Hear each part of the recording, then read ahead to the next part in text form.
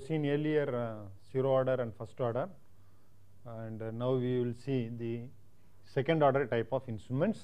We add one more term to the equation for the first order, that is A0 x0 is equal to AI, xi is the zero order instrument. For first order we added one term A1 dxo by dt, and now second order we add one more term A2 d squared xo by dt square.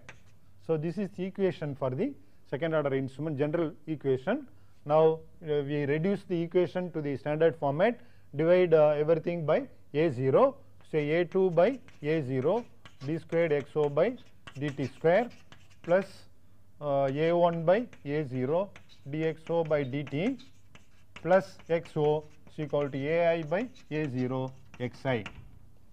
Now we know already this is our sensitivity K, and A1 by A0, and these are new terms. Now we have to define the second order instrument. We have got these terms, this undamped natural frequency of the system, natural frequency is equal to root of A2 by root of A0 by A2, root of A0 by A2, A0 by A2. That is the definition for undamped natural frequency. And the next one is damping ratio. Damping ratio recommended by psi, represented by psi, that is A1 divided by twice root of A2 into A0. It is a non-dimensional one. It is a damping ratio.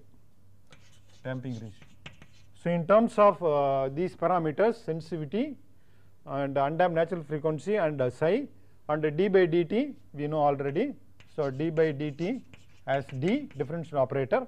We shall rewrite this equation and we get in the following format: d squared over omega n square plus 2 psi d by omega n plus 1 into xo is equal to k times xi.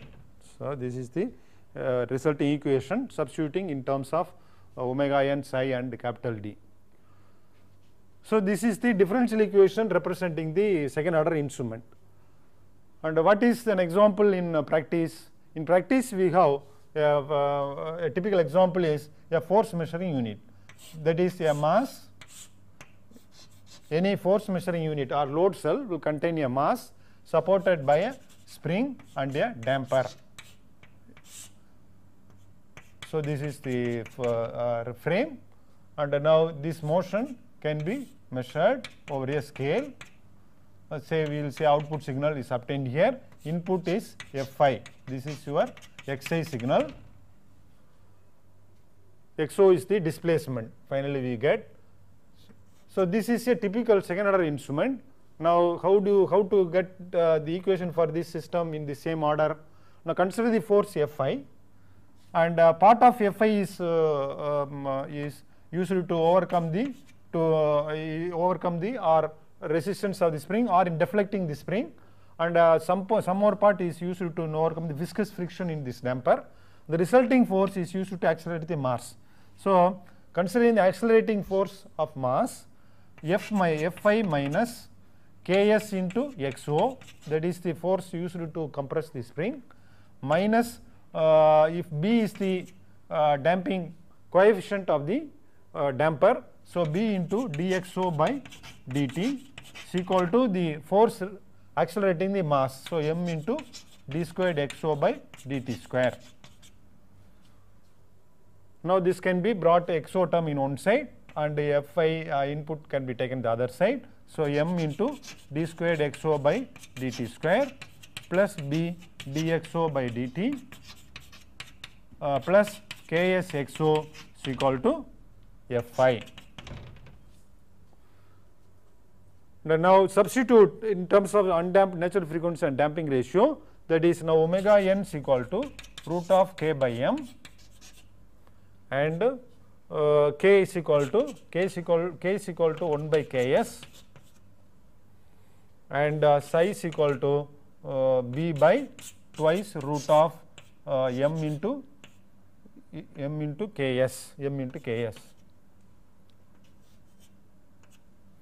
Substitute in this term, then you will get the same, you will get in the same format, that is d squared over omega n squared plus 2 psi d by omega n plus 1 into xo is equal to k times xi is fi.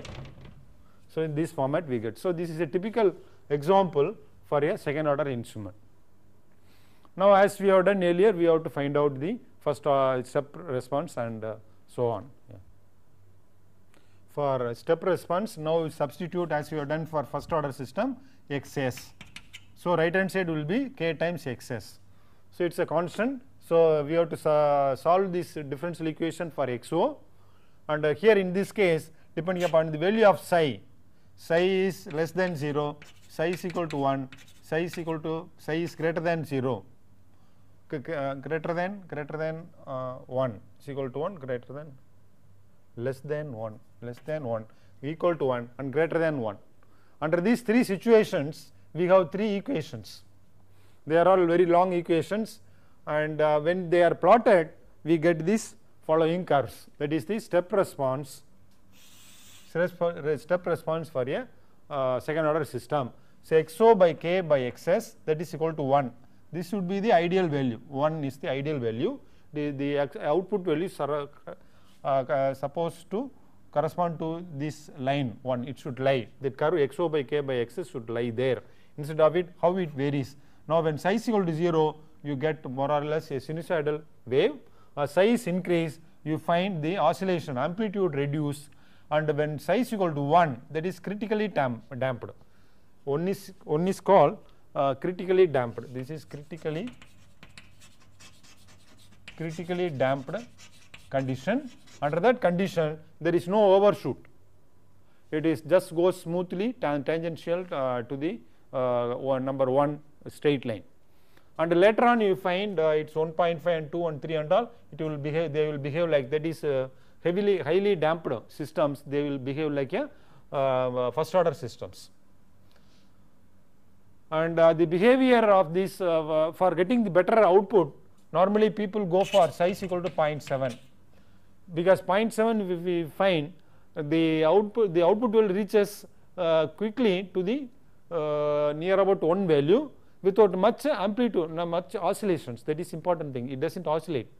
0.7 very small amplitude is there, and later on it will die out. And if it is 1, it takes more time to reach reach the ideal value. So, people go for psi is equal to 0.7. Under that 0.7, and also as in the case of first order system 0.95 to reach the 5, this is called 5% settling time, that is 0.95 point. It takes say omega nt is equal to 2.9. Around 2.9 it reaches the 5% settling time. That is time of response equal to 2.9 by omega n. Time of response that is to reach the 5% settling time. For the second order instrument, that we call it time of response 2.9 by omega n. That means higher the omega n, time of response or speed of response is quicker or smaller. 2.9 by omega, higher response will give rise to quicker response. So, that is what you have to learn here. And next we go for the ramp response. Yeah. Next is ramp response. Ramp response we know for first order system, xi is equal to xis dot t, that is velocity at which it varies. That is, this is the way we have seen. This is xi versus time xis. So, it is xis dot. So, xi constantly increase, instead of being a here xs is, this is xs. We have suddenly given xs, the xi is increase suddenly to xs, that is step input. This is a ramp input. That means in this equation xi, now we put xis dot into t and solve this equation as we have done earlier. Again here also we will have three equations depending upon the psi value, damping ratio, that is under damped, critical damped, over damped. These are the three situations, and those three long equations, when they are plotted, you get these curves. Suppose this is here y axis represents xi and xo by k. The white line represents xi versus time. It constantly increases, and now when psi is equal to 0.2 under damped, we find there is some transient behavior. Afterwards it settles at a certain steady state error. Similarly, for other values 0.5, psi is equal to and 2. See these three. One is I mean under damped, two curves under damped. One is the over damped. For one also it will be something like 2. Between these two values, 1 will be there. Here the steady state error for this ramp input is 2 psi by omega n is analogous to our time constant into xis dot. This is our steady state error. Steady state error for ramp input in a second order system is given by 2 psi by omega n into xis dot, and steady state time lag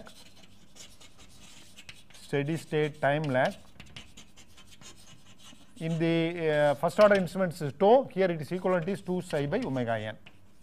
That is steady state time lag. So for any curve you can find this is our steady state time lag, and this will be the steady state error. This for this curve it is steady state error from the theoretical value. So that is this one is analogous to tau, that is actually our 2 psi by omega n, and this vertical is 2 psi omega n into xis dot. That is for the ramp input. And now sinusoidal input.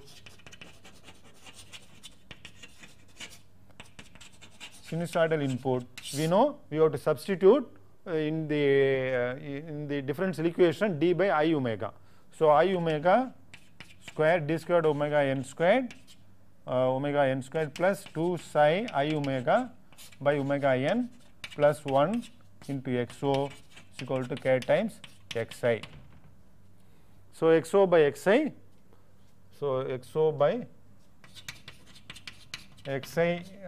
in terms of I omega is equal to k by d squared over d squared, that is I omega square d squared by omega n squared plus 2 psi I omega by omega n plus 1.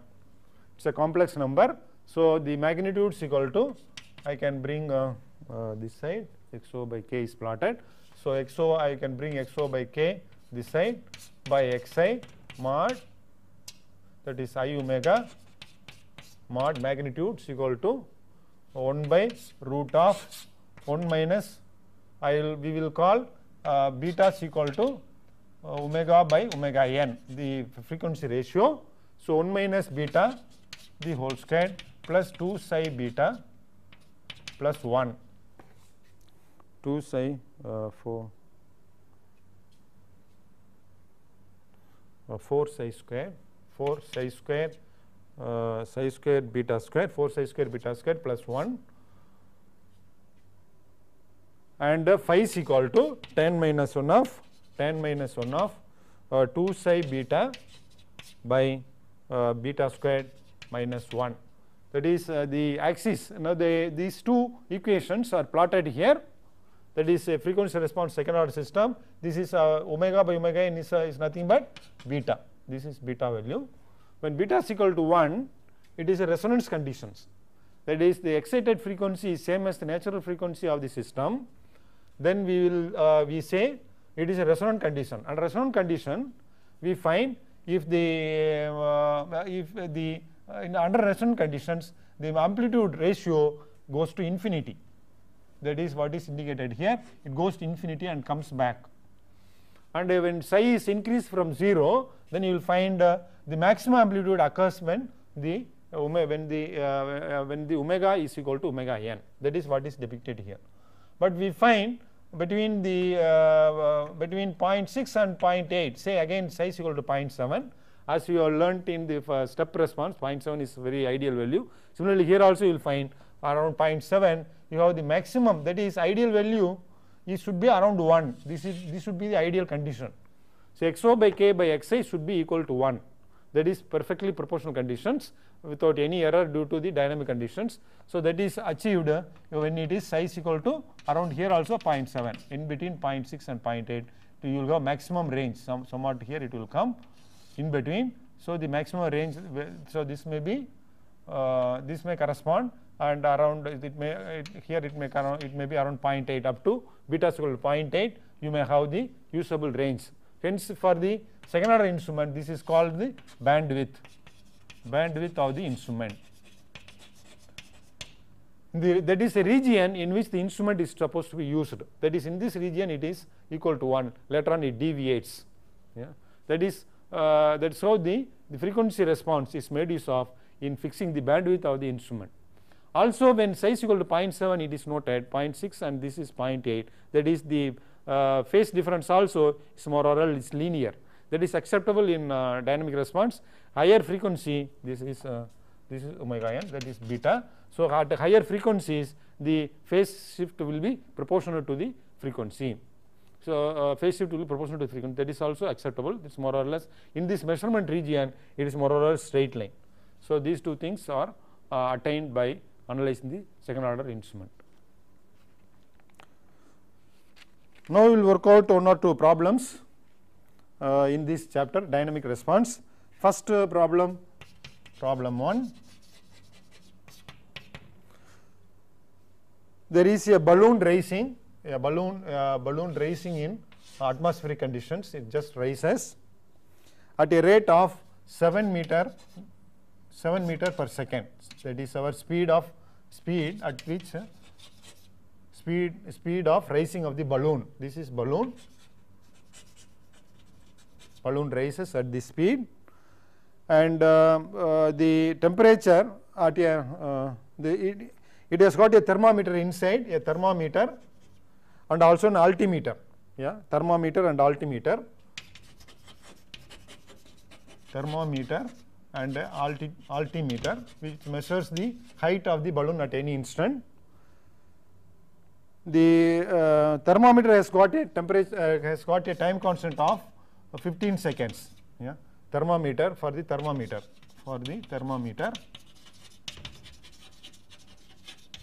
15 seconds, and the temperature varies at the rate 0.6 degree centigrade per 100 meter. That is atmospheric conditions. The temperature reduces every 100 meter by 0.6 degree centigrade,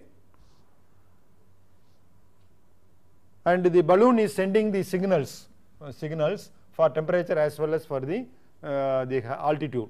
At when altitude is 3000 meter,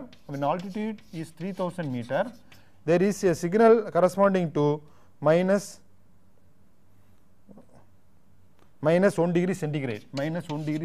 At 3000 meter height, it sends a signal of minus 1 degree centigrade. What is the actual temperature T at 3000 meter? What is the actual at 3000 meter? And also this temperature in what height it is indicated. This is what is done. It is a typical example of a ramp input. It is a ramp response. So we will see how to work out this problem, this ramp response. Now we know that steady state time lag is equal to tau. So when whatever reading we get, that was taken on one time constant earlier. So in the time constant, that is 15 seconds. In 15 seconds earlier, where it was the balloon, that is the temperature. So where it was previously, it is rising at 7 meter per second. So in 15 seconds, 105 meter. So 105 meter below, when it was there, this temperature of minus 1 degree centigrade was shown. So that is equal to height is equal to 3000 minus this earlier this. So it is equal to 2895. When it was at this height, the temperature was shown as minus 1 degree centigrade, but it was shown 15 seconds later as per our theory we have found out earlier. So this is the actual height. But at 3000, what should be the 3000 meter, what should be the temperature? That is steady state error. Steady state error we know already. Steady state error is equal to tau into xi s dot. This is steady state error. In this steady state error, we know tau already 15 seconds given. Xi s dot we have to find out. What is this rate at which temperature is varying? That is, we know it is rising at a speed of 7 meter per second, and the temperature is for 0.6 degrees centigrade for 100 meter. So for 7 meters, whatever be the degree centigrade, that is per second, because 7 meter it rises in a second. So this is equal to that is 4.2 into 10 to the power of minus 2 second. This is the speed per degree. In this that is 1 degree varies degree per second. Per second it varies 0.042 degrees, it varies per second, minus 2 second. 4.2 into 10 to the power of minus 2 second. So the steady state error is equal to 15 into 4.2 into 10 to the power of minus 2. This gives rise to 0.6 degrees centigrades. So as the balloon rises, we have the lower temperature. So at 3000 meter, the temperature is lower by this much. So is equal to minus 1.6 degrees centigrade. This is the temperature at 3000 meter, but it will be shown after 15 seconds. This is the way the ramp system functions. So this is problem 1, and problem 2.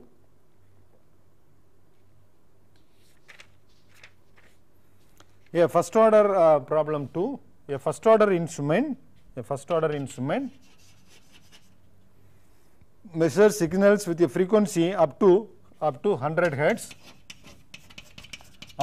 hertz, with an amplitude inaccuracy of 5% error.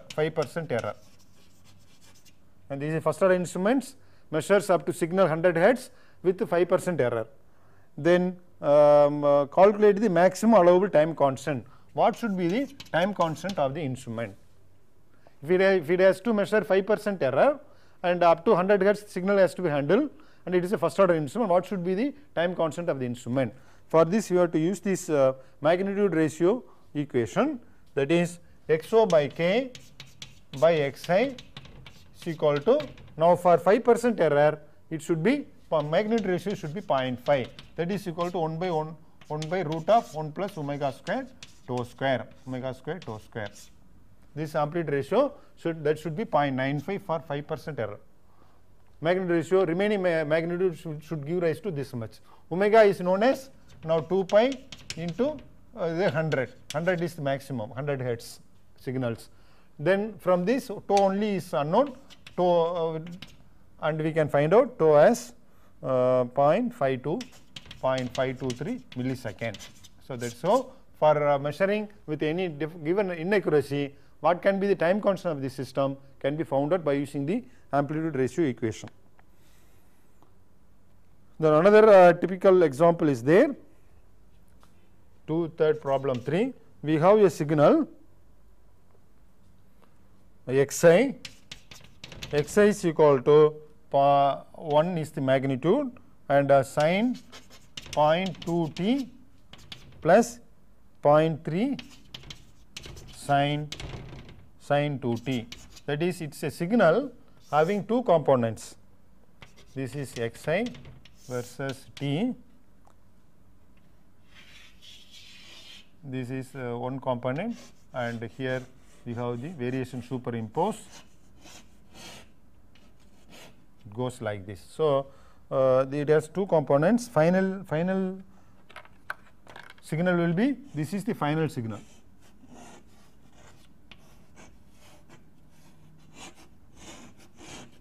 So one is the smaller, well as 0.2, omega is equal to 0.2 radian per second. Other one is 2 radian per second, that is higher frequency. Higher frequency signal superimposed over here lower frequency, and low frequency signal has got amplitude of 1, and high frequency has got 0.3. 0.3 is the with which the other signal is varying. Suppose this signal is given to two instruments having a time constant, two first order instruments, time constant of tau 1 is equal to tones equal to 2 seconds, and another instrument has got a time constant of 0.02 second. These are the two instruments to which this instrument is given. This is the instrument, instrument. This is given. What will be the this input? What will be the output signal? What will be the output signal? Instrument 1 and instrument 2. Two instruments are there. First you give it first instrument having 2 seconds, later on 0.02 seconds. Find out the response of this instrument. So we go ahead, that is we have to find out the amplitude ratio and the phase lag. So first take the instrument 1, instrument 1 we take, that is time constant equal to 2 seconds. Time constant equal to 2 seconds. So for this amplitude ratio xo by xi I omega mod is equal to k over omega 1 root of 1 plus omega squared tau square. So here we have the frequency is given 0.2 and the other one 2 frequencies are there. We can take one frequency,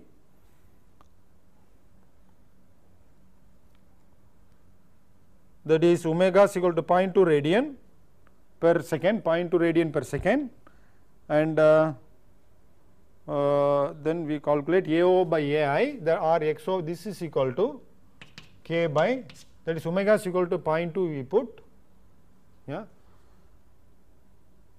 and tau is equal to 2 seconds, omega is equal to 0.2, tau is equal to 2 seconds, we will have the ratio 0.93 or this equal to 0.93 K,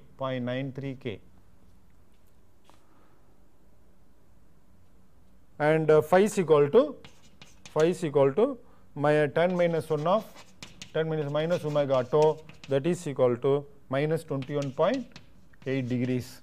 Similarly, when omega is equal to 2 omega is equal to 2 and again tau is equal to 2, then you will have the same ratio xo by xi I omega, that is magnitude ratio is equal to 0.24 K.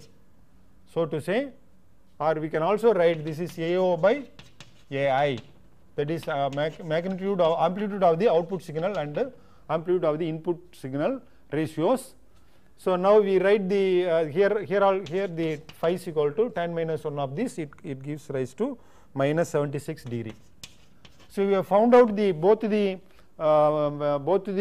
low frequency high frequency component, the amplitude ratio and the phi, and we write this. Now the output signal xo is equal to 0.93 K into AI.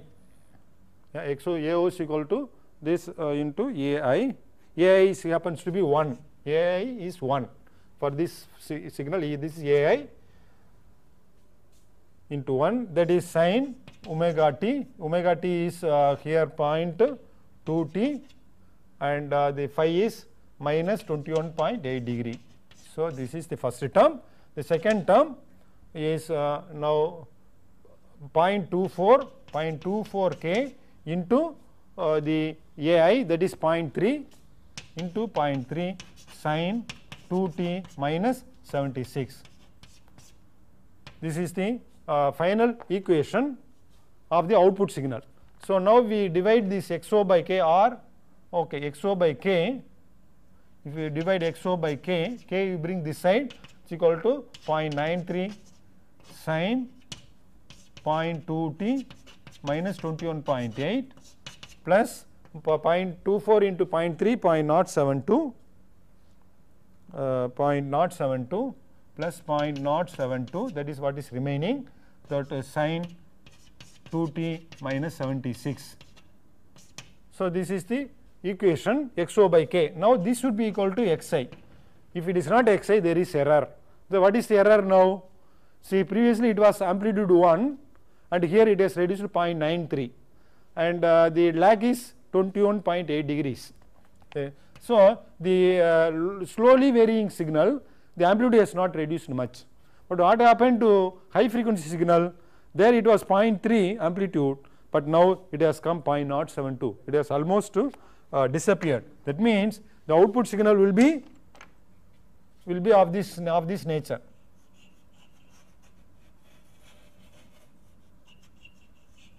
So it is following, that is the high frequency component is completely eaten away.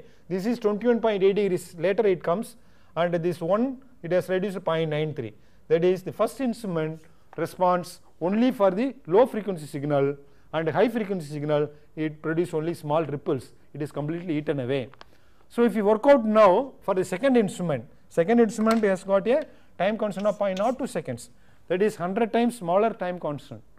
If you work out the same thing for this time constant of 0.02, same steps, then you will get finally the equation xo by k is equal to 1.00 up to second decimal sin 2t minus 0.23 degree plus 0.30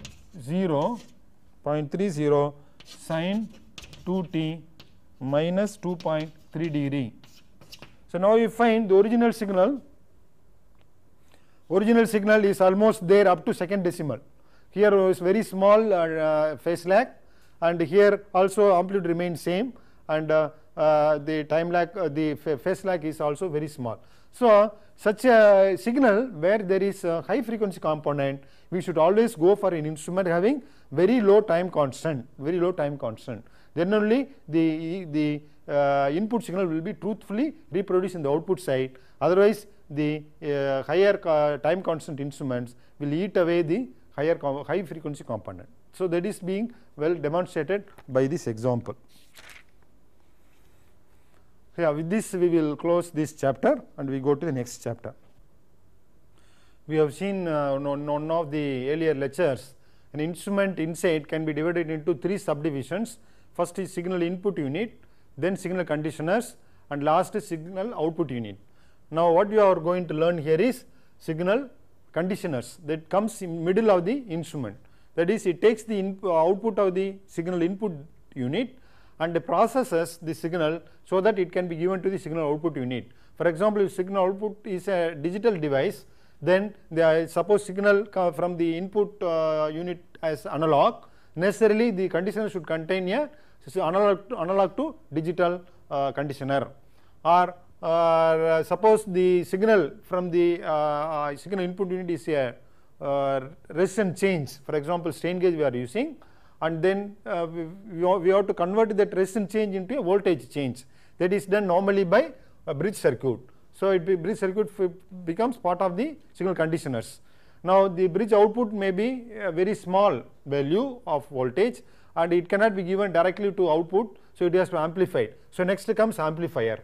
So like this, bridge circuit, amplifier, analog to digital converters, or digital to analog converters, all these things form part of the signal conditioners. So first we will see the bridge circuit.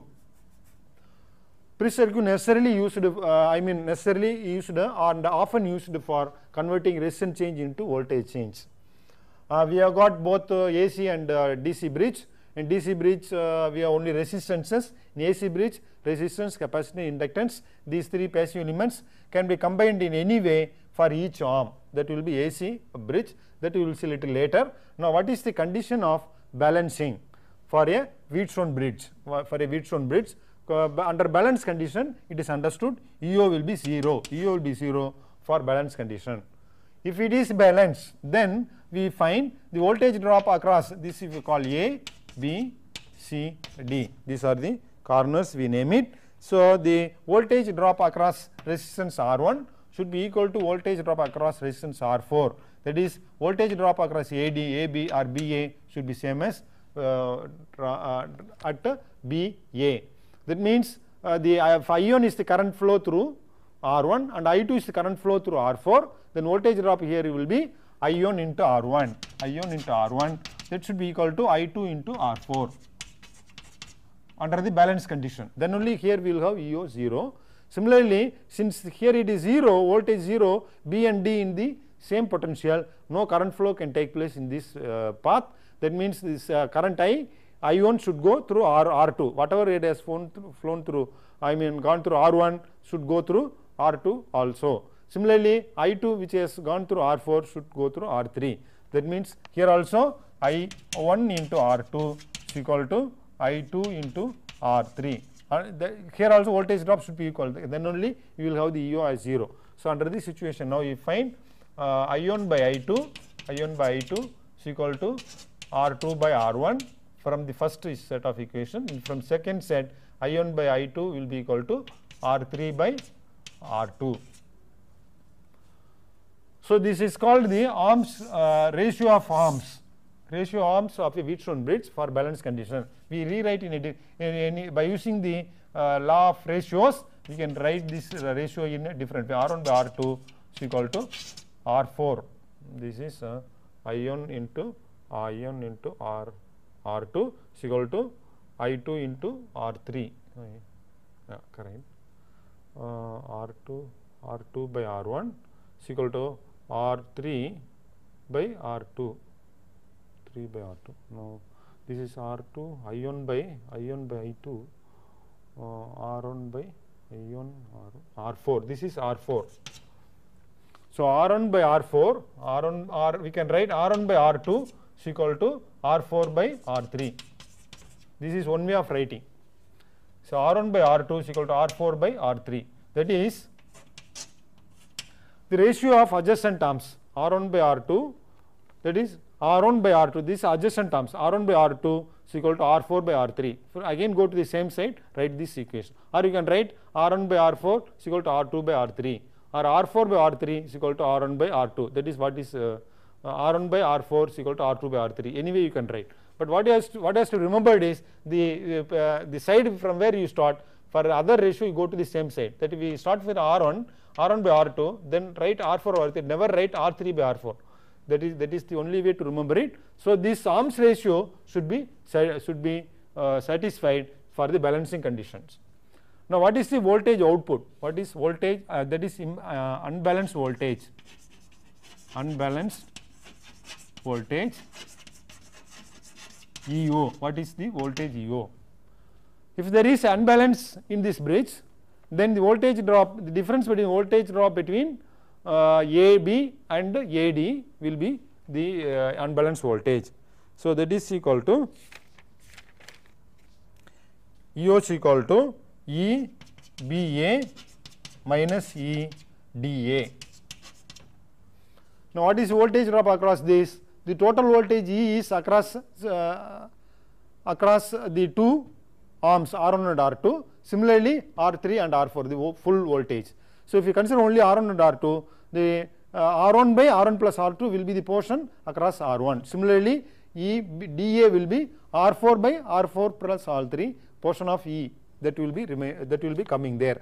So, you find this is equal to E into R1 by R1 plus R2 minus, so E we take it outside, so R4 by R3 plus R4.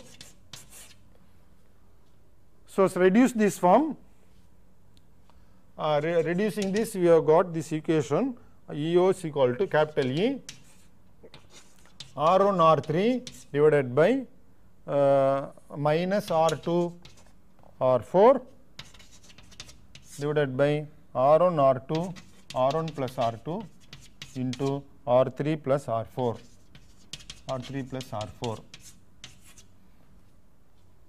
Now, the resistances are changed from R1 to delta R1.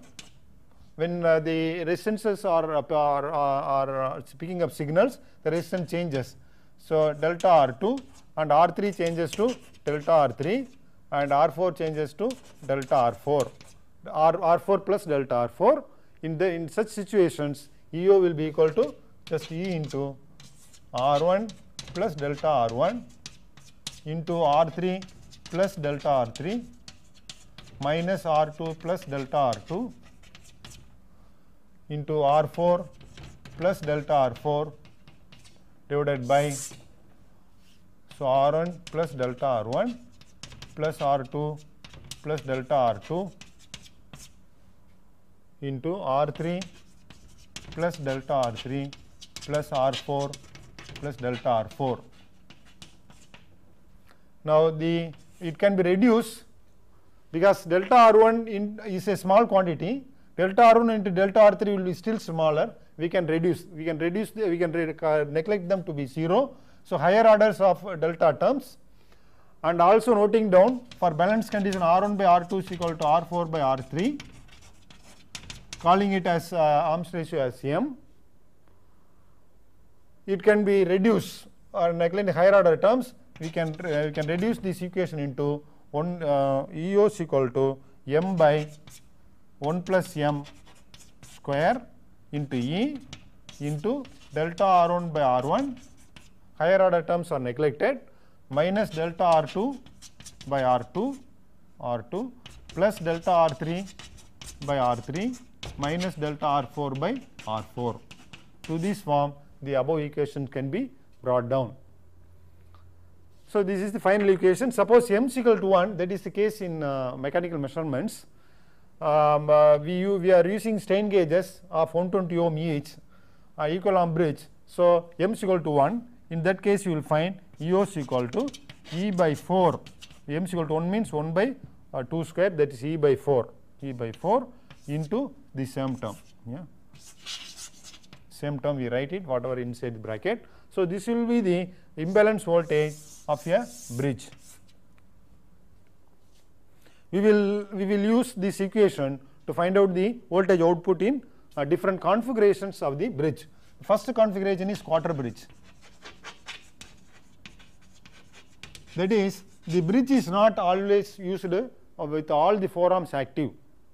Sometimes one of the 4 arms will be active, sometimes 2 of the 4 arms are active, sometimes all the 4 arms are active. When we give signal to only one of the arms, the other 3 arms are kept constant. That is, R1 alone is varied, and the other 3 will be kept constant. It is called quarter bridge. Only one of the 4 arms is active, others are constant. If it is half bridge, 2 of them are active, other 2 will be constant.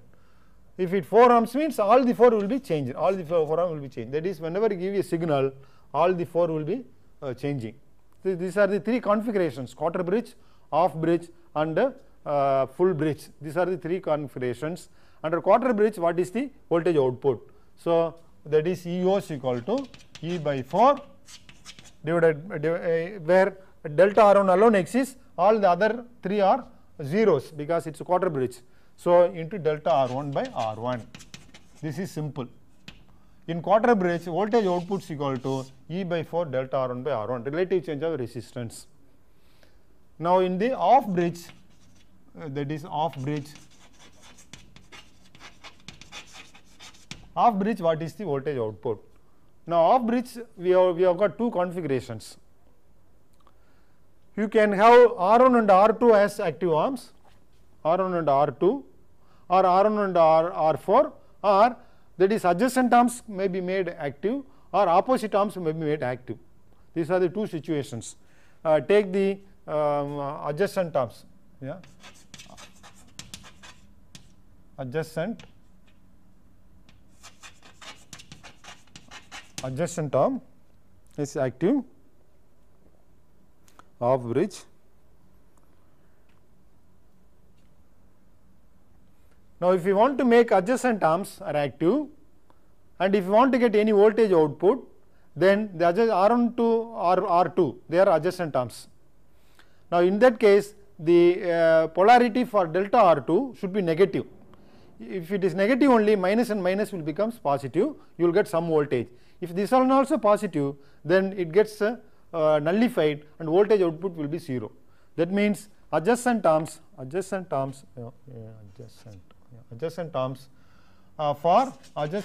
for opposite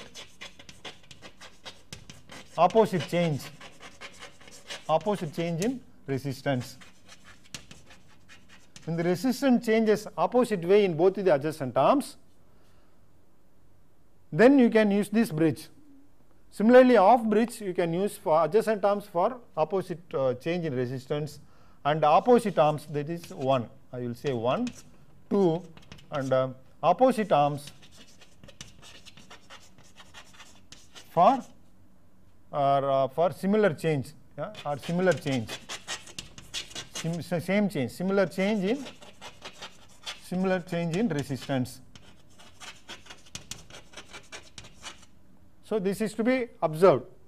if same type of strain, then delta R1 will change and delta R3 will change, both get added up, R2 and R4 being 0, because in off bridge only 2 of them are changing, other 2 are zeros.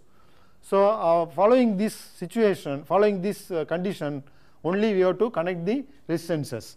If you give adjacent, if you give similar change to adjacent arms, that is adjacent arms, R1 to adjacent is R2 or R4, any one. For example, we take R2, if you give similar strain, then you find similar strain means they get cancelled out.